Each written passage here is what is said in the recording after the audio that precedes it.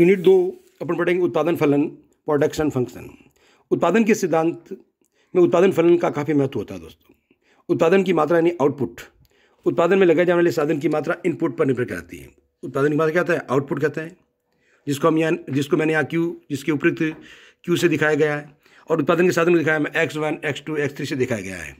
तो ये कहलाती है इनपुट्स पर निर्भर करती है। तो अपन इसके जो परिभाषा बनेगी वो होती है उत्पादन फलन, प्रोडक्शन फंक्शन। उत्पत्ति व उत्पादन की मात्रा का भौतिक संबंध होता है। उत्पादन फलन उत्पत्ति व साधन की मात्रा का भौतिक संबंध होता है, physical relationship input and output. तो इनको अपन कहते हैं इस गणितीय रूप में Q बराबर F कोष्टक X1, X2, X3 dash dash dash XN तक भी ले सकते हैं। अर्थात X1, X2, X3 dash dash XN ये इनपुट की साधन है, उत्पादन की क्या है? उत्पादन के साधन है, इनपुट्स है। F फलन है और Q क्या है?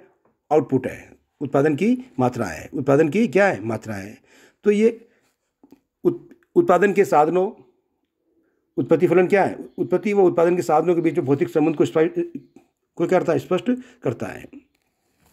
इस संबंध में कुछ अलग अलग चीज़ें दिखाई है, जैसे प्रोफेसर लेजियर ने उसका परिभाषा दी है। उत्पादन फलन एक अनुसूची मतलब सारणी होती है जो उत्पत्ति की उस अधिकतम राशि को सूचित करता है जो साधनों को विशिष्ट समूह से उत्पादित की जा सकती है। इसके लिए वर्तमान टेक्नोलॉजी अथवा कला की दिशा को दिया हुआ माना जाता है।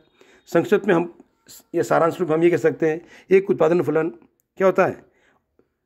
एक प्रकार से उत्पत्ति, इनपुट और आउटपुट के बीच में भौतिक संबंधों को दिखाता है।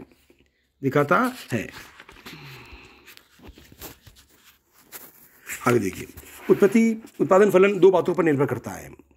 उत्पादन फलन ये कहता है फर्म के लिए दी हुई टेक्नोलॉजी मान ली जाती है।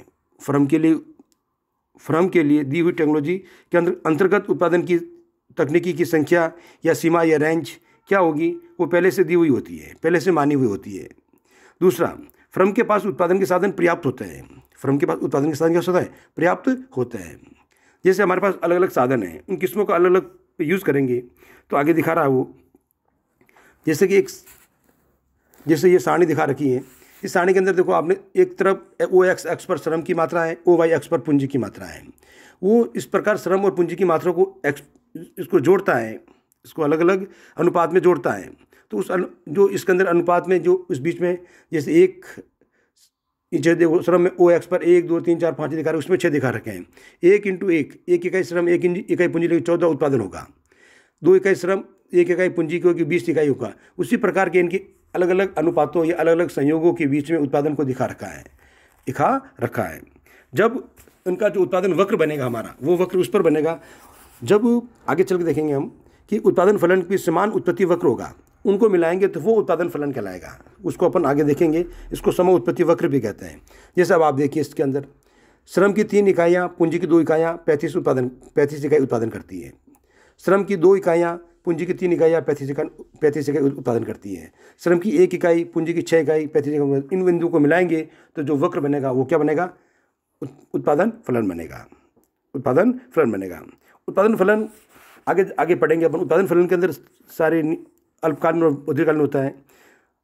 अल्पकाल के अंदर उत्पत्ति के नियम के रूप में पढ़ता है, जिसको हम परिवर्तनशील अनुपातों के नियम कहते हैं। और दीर्घकाल के अंदर उसको पढ़ता है पैमाने के प्रतिफल। अल्पकाल और दीर्घकाल का अर्थ समझ लीजिए आप।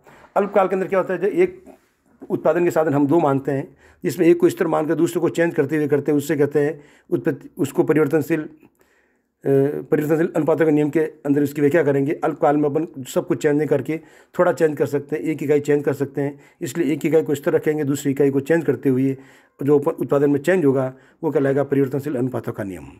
दूसरा होता है पैमाने के प्रतिफल, rent of scale. Rent of scale कहता है एक दीर्घकालीन अवधारणा है ये।